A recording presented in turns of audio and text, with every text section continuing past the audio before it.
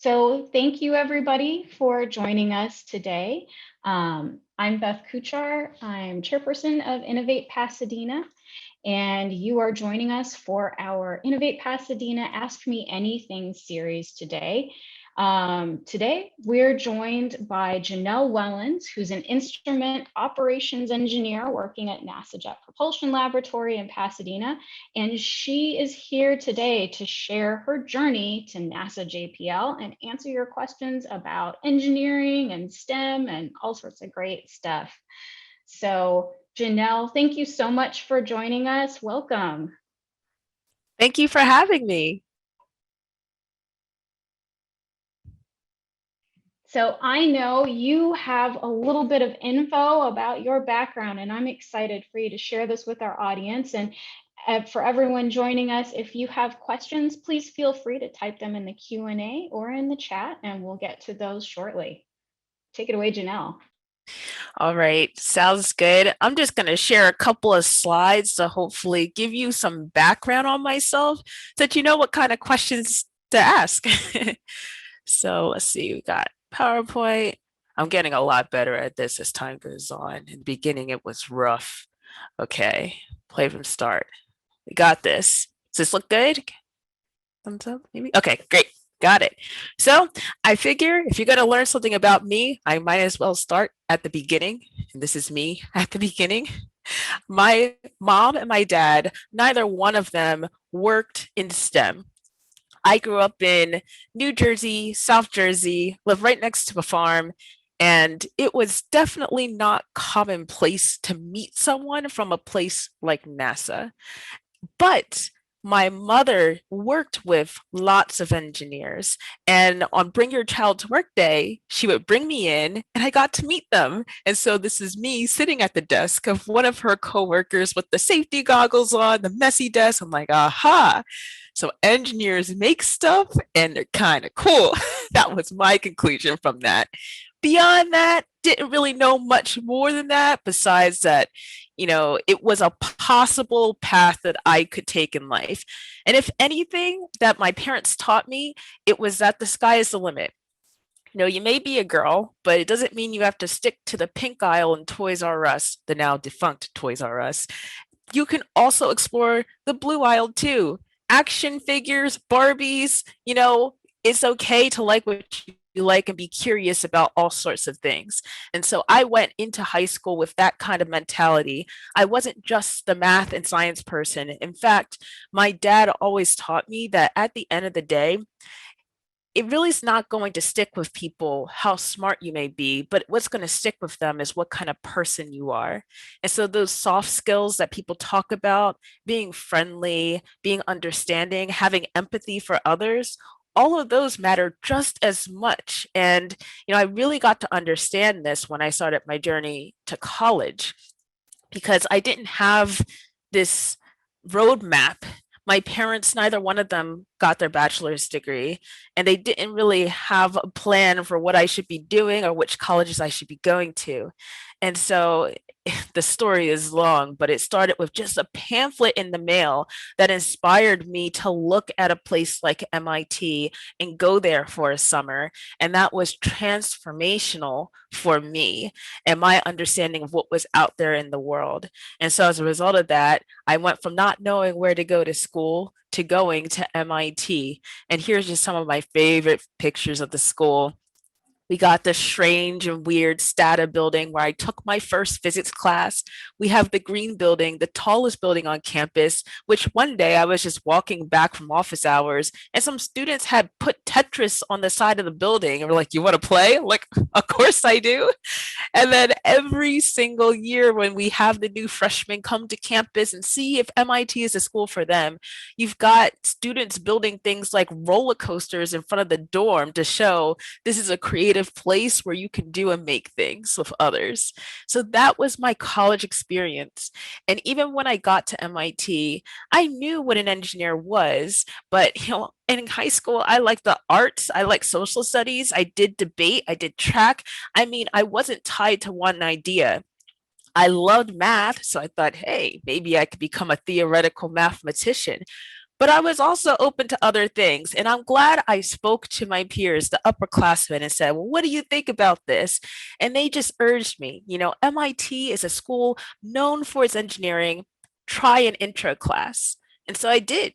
There was the intro class for computer, electrical, mechanical, chemical, I mean, you name it. But that aerospace really stood out to me because, I mean, come on, who doesn't think space is a little cool? And so I went to that class. And on the first day, the professor's going over the syllabus. He's talking about, oh, we're going to learn the rocket equation. We're going to learn how planes fly. We're even going to learn a bit about the history behind spaceflight. And he shows this image of an astronaut fixing the Hubble telescope. And I'm just, wow, like, oh my gosh, like this is what this major is all about. This is so cool. And then he says, and that astronaut in the picture is actually me. So I went from not knowing anyone with even a third-degree connection to NASA to being in the same room as an astronaut totally by chance. And I mean, my jaw had hit the table. I'm looking at my classmates. They had all already knew who this man was. I was just, I was so blown away that this is a possibility. It was a chance for me to do something that before I didn't even realize was an option and learn from someone who actually had been in space. So I couldn't turn that opportunity down. And while the path was not straight on from that ways out, I did learn about this magical place called the Jet Propulsion Laboratory in Pasadena, California. JPL, used in all the examples in all of my classes for landing rovers on Mars, sending things out of our solar system. I mean, JPL was the place to be. And I applied for that internship and I never got it. But somehow, some way, I still ended up there after my senior year working as an instrument operations engineer. And I mean, my title has grown, it's shrunk in times. Like, what in the world does it mean, though? What is the essence of these words? Because when I was first hired, I had no clue. And, but I quickly learned that we have one of the most awesome responsibilities on the lab because we are the people and we are the teams that jump in once we've actually launched something into space. It is our job to work with the scientists to actually return all of that cool science data about the places that we go, including our own planet Earth. And I do that by sending commands in machine language that these scientific instruments that we put on our spacecraft can understand. And so how do you do that though? Because that always has blown my mind. It's kind of like just watching your TV. How does it all work? How do you get the picture? This technology is so mind blowing to this day. I feel I'll never learn it all. But what I have learned so far is that we use these giant antennas located all over the world to send these bits of code, this machine language, to tell the cameras or the magnetometers or all of these science collecting instruments what to do and when to do it. And so here's an example of a code.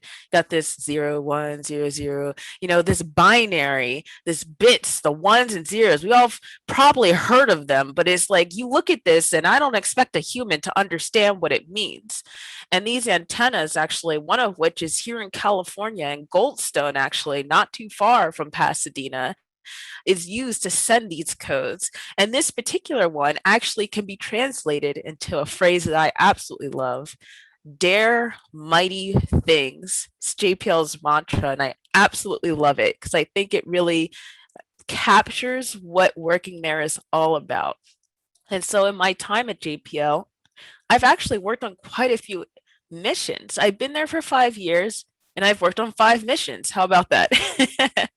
And my missions have been at Saturn, the moon, and our own planet Earth, all of which have been very amazing experiences, and only one of which is actually over, and that's that mission to Saturn, and that was through the Cassini spacecraft. My first job at JPL, I got to learn what it meant to be an operator, and in essence, my job was to take pictures of Saturn, its rings, and its moons, just like the picture I'm showing you here now. Just truly incredible. You look at it, you think it's an artist made it, but no, actual people, humans made something like this possible to give us a glimpse into this very majestic, amazing planet.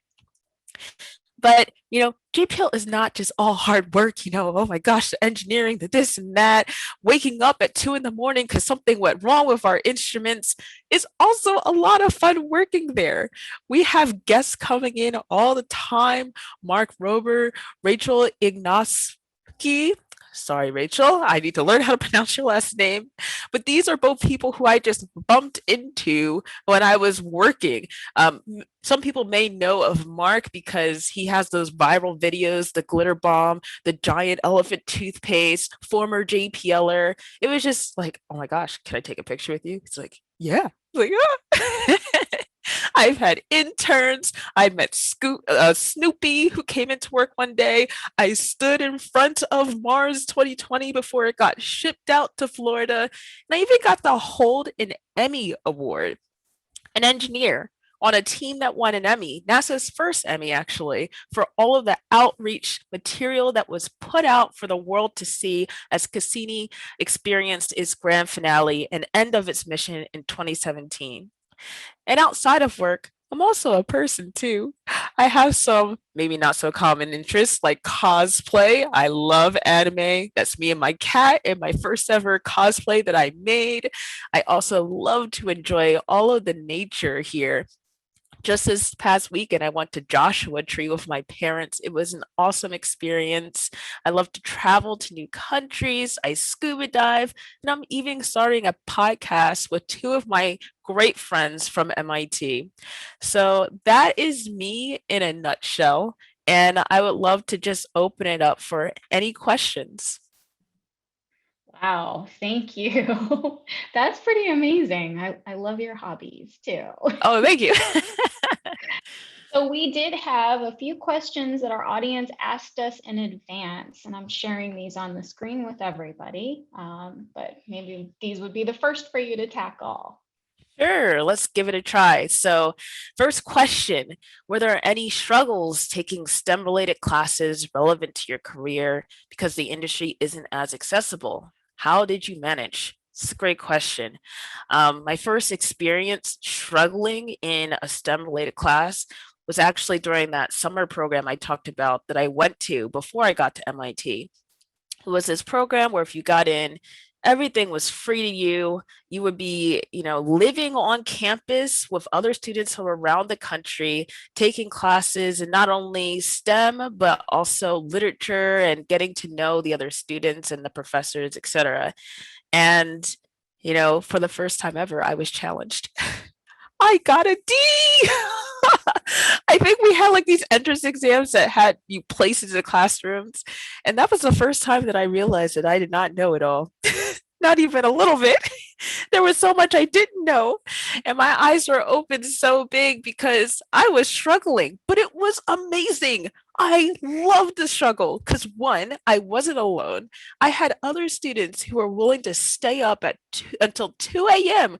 working on these problems that didn't even matter towards a grade. But they just wanted to know, just like I did. Oh my goodness, calculus. I've never seen this before, but we can figure it out. I'm sure we can figure it out. And, actually during that program, I won an award that was about embodying the spirit of it. And in that year, our class had made a song called It's All About the Delta. And the song is about how it's not about who you are right now, your past. It's about what you want to become and the change within yourself. And once I started to think about my failures and where I wanted to be in the future and if I belonged and feeling like an imposter getting to MIT and being surrounded by these incredible people who I was nothing like, I kept on going back to the Delta. I came in here knowing nothing, but now I know something. I've made progress. And Delta is a math term that just means change. It's about your personal change. And when I change my frame of mind to think that way, I am not nearly as hard on myself as before. Going into aerospace engineering knowing nothing, maybe not getting straight A's all the time. In fact, sometimes getting C's, sometimes getting D's, but persevering, continuing to work hard, asking questions, admitting when you don't know it all. And now look at where I am today. It's all about who you were and what you've become and all the change you can make to get to that future you seek. We have a related question that just came in, or I feel like this is a nice segue. An anonymous question. They ask, what tips and advice would you like to give to an undergraduate student who wants to apply to NASA JPL in the future? Oh, okay. Some tips and tricks. First of all, don't be discouraged if you don't get the internship. I didn't. I applied, oh, so excited. Sophomore year, I'm at the career fair. There's one of my classmates in front of me talking to the recruiter saying, oh, he has this research project that's going to be launched on a rocket in a couple of months. I'm thinking to myself, but wait, I don't have that. Wait, it's not enough to just do your classes? You want more from me? How dare you? But it was actually great for me to not get that experience because it taught me that there's always room for improvement. There's always more to learn. There's always more that you can be doing. And it inspired me. What do I like? What is my passion? What classes actually speak to the type of engineer that I want to become?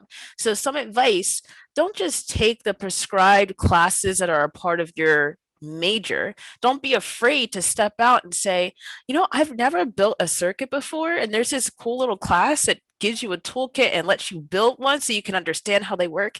That's the kind of things that I was doing and starting to do, expanding my horizons, not worrying so much about if I would be good about it, but letting my passion drive where I was going. So, if you're a member of a club, that means don't be afraid to become a leader of the club. Don't be afraid to start a club if it doesn't exist and it's what you wish was there. All of these things really stand out when you're a candidate.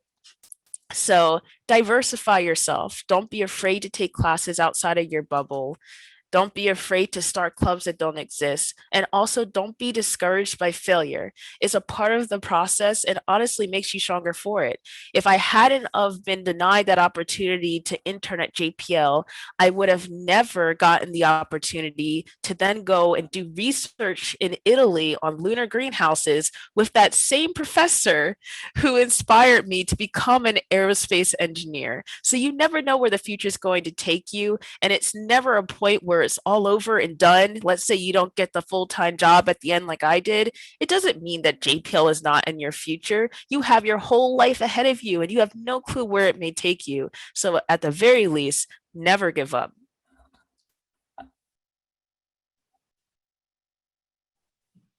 I love that. Never give up.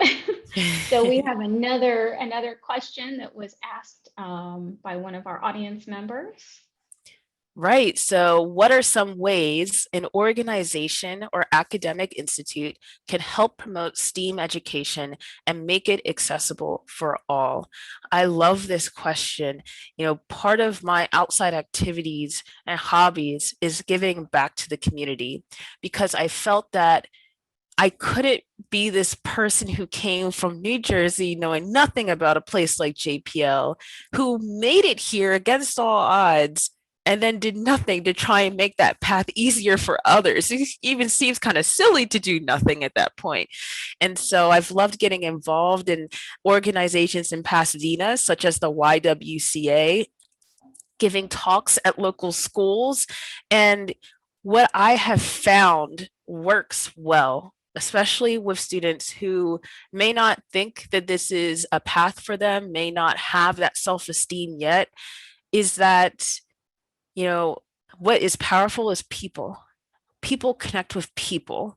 So I could, for example, have talked about all the technical work that I've done as my overview and my background. An instrument operations engineer uses Python code in order to generate these sequences and get into the details, which is also fun. And I also love doing that too.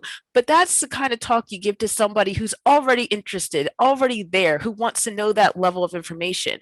If you want to make something accessible for all, first you need to humanize the people who currently are doing it. I'm a person who makes mistakes. I don't consider myself a genius. I rarely even consider myself smart. I mean, my mom's like, the microwave is broken and I can't fix it. Like, I couldn't get on WebEx this morning, had to switch to FaceTime. It took me 10 minutes to connect. You know, I am not this person who is so far removed that you can't see yourself in me. And I think that as people, we all have a unique story. And when you get a person in front, when you give a talk or when you give a workshop, what students will remember most is the connection that they made with you, that they got to give, you know, a NASA engineer a high five or a hug, or they got a sticker, and that they felt that they truly could be just like them when they grew up.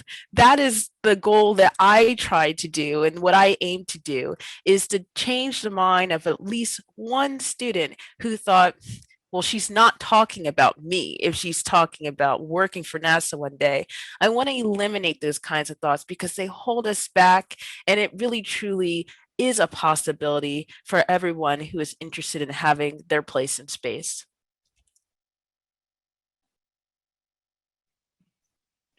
And we have one more here asked ahead of time, and I know you might have answered this a little bit already. Oh, right. What can I do to prepare for a career in engineering? What do I need to be good at? I kind of mentioned this before about how soft skills, and by soft skills, I mean not technical perhaps, but how you interact with others. Can you present in front of a crowd? Are you able to write well, communicate your thoughts, connect with people, work on teams? I remember that this was something that was mentioned to me when I was in college, that soft skills matter, but it was always a technical work that was at the forefront. Do I have all the computer languages down? Do I know GitHub? Do I know all these various fancy things? But at the end of the day, that stuff is your base. It is the tools that you will use to be able to succeed at your job and will make you, you know, comfortable in being an engineer. So it's absolutely important to have in your tool belt. But if you have those soft skills too on top of that, that is where that is what's going to take you far. If people like to work with you, if you are somebody who can bring teams together, if you are someone who is pleasant to be around, because at the end of the day, you never know who you're working with right now. Yeah, they could have been a new hire yesterday, but could be your boss tomorrow.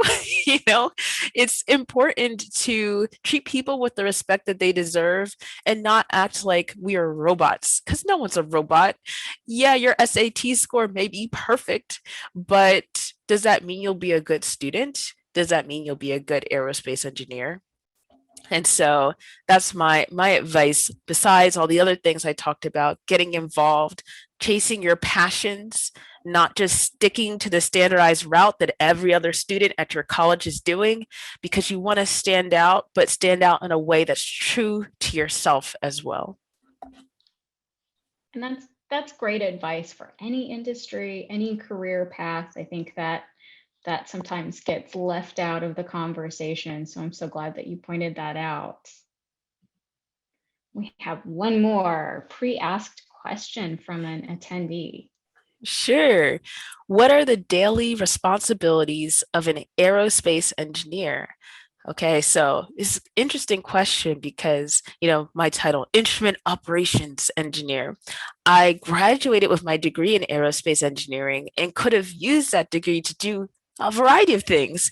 I know so many people at JPL who are aerospace engineers who have all sorts of different kinds of job descriptions. They may be the person who designs the missions and formulates how are we going to do these amazing things that the scientists propose.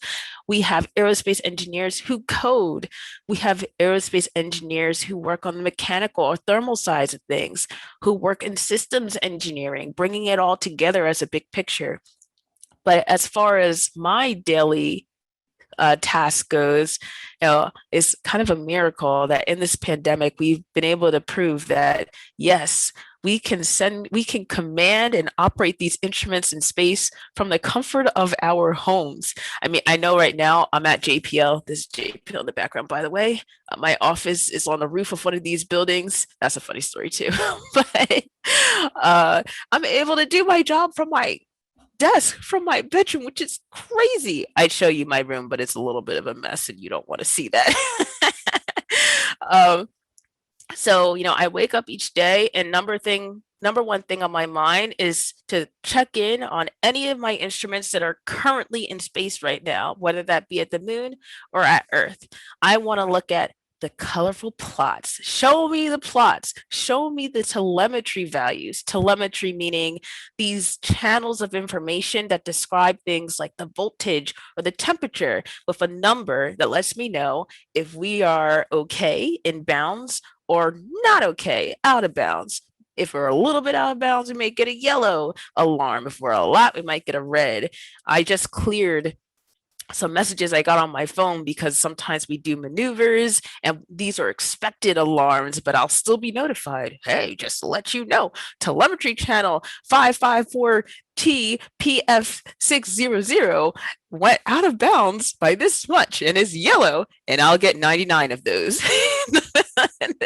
But it's an exciting job. You're in the mist every day, checking to make sure that what you planned to happen actually did. And if it didn't, addressing that immediately, even if it's not in work hours, because I love to say spacecraft don't sleep. Now we've gotten that all out of the way. We've checked to make sure everything is running right. Maybe perhaps we've generated the commands for the next day. They're on board, getting sent, they're scheduled. Now I'm thinking about my projects that haven't gotten to space yet. How can we build a system that will allow a human to operate this thing without error and reducing error once it gets into space? And in that respect, I'm meeting with other teams, the flight software teams, electrical, the testing teams, talking about how the software we need should look like, working with developers, designing the requirements that basically tell us what do we need to get done, and then figuring out how we're actually going to get that done. And right now I'm in an exciting time because our instrument is being built in the lab. And so I'm going to slowly be coming onto the lab and helping out with any of the tasks related to commanding and making sure it actually happened, and making the procedures for those engineers and myself to follow by testing that, hey, this thing's actually working. We're one step closer to launch. So I know you're giving up your time right now to join us and answer our questions. So I think we probably only have time for one last question. Are you good with that? Yeah, I'm actually free to stick around. I don't have anything until 1 o'clock, so I'm more than happy to answer questions if people are willing to stick around. Awesome. Well, we have another anonymous question here. And they ask, what's the most surprising thing you've learned over the course of your career? Oh, the most surprising thing that I've learned.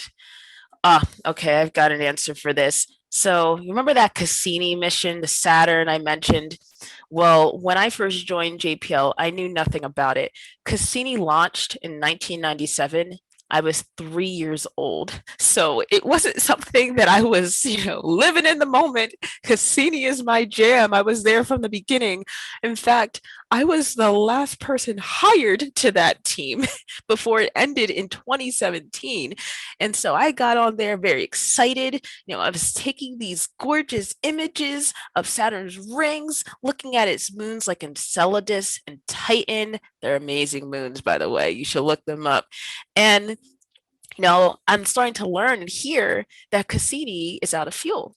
Cassini was only supposed to be at Saturn for 4 years, and the mission kept getting extended because the navigation team in charge of keeping us in the proper orbit and all that, they gotten very clever on how to take that little bit of fuel we had left and let it last over a decade longer than it was planned to. And so we had this thing fast approaching, called the grand finale. Cassini was out of fuel and we needed to do something with it. And, there was debate on what to do, but finally it was decided that Cassini would dive in between Saturn's rings and atmosphere for the first time, do 22 orbits like that, and then burn up, giving one last goodbye to Earth with its antenna. And I was excited. Like, oh my gosh, we're gonna blow this thing up on purpose. That's so cool. Like I just started at JPL and now we have like people from Netflix coming in to film us and all these exciting things. We were for the first time purposefully letting our stuff go into alarms because this was the last hurrah. Let's push the science. Let's push the possibilities. This was the end of Cassini.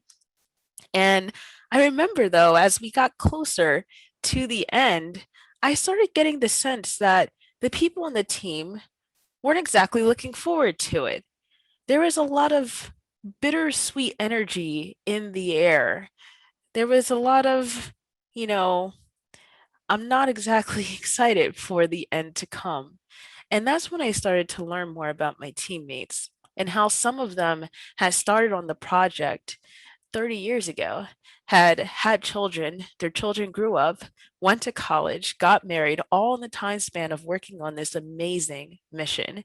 And that's when it occurred to me that Cassini wasn't just about this robot that went to Saturn to collect science data.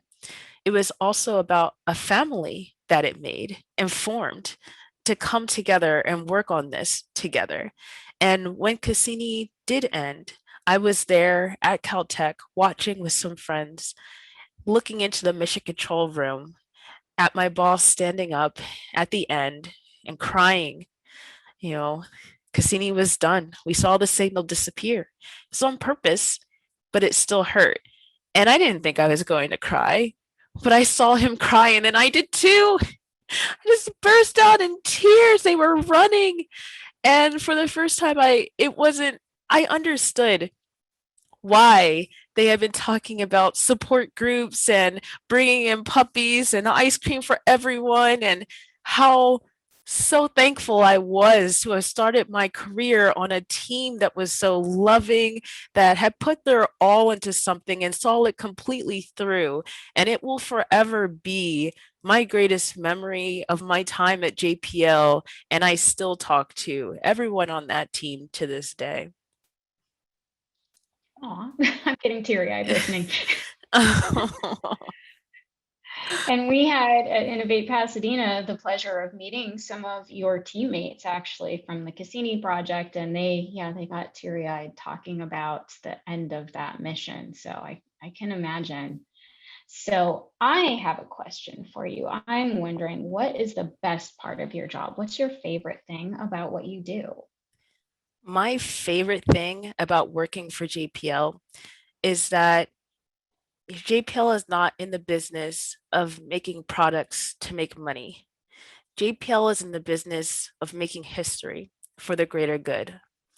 And I talked about how 3 of the missions I'm working on right now are actually missions that are observing our own planet Earth. And it may not be as flashy or talked about or in the news as often as our Mars landings, Cassini's end of its mission, but it is just as important. And also, it is more prevalent. Most of our Earth missions that are current right now, most of our missions are Earth missions about our own planet, our home.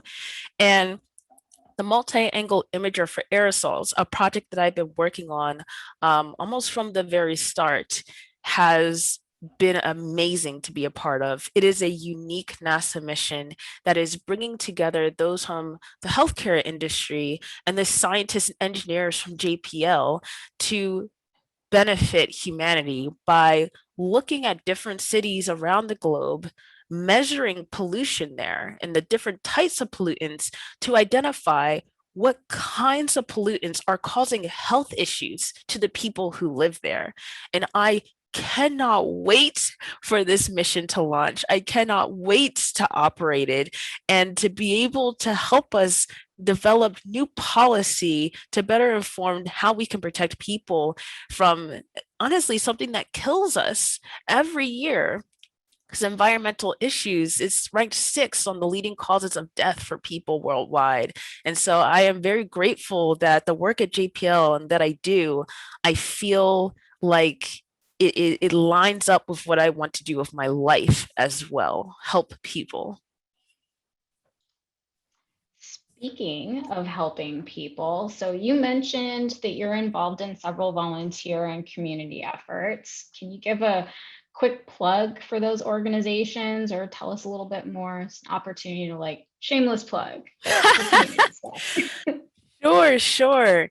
So the first one I'd like to talk about is the YWCA, which just had a joining of forces with Glendale. So it's now the YWCA Glendale and Pasadena, which has this incredible girls empowerment program.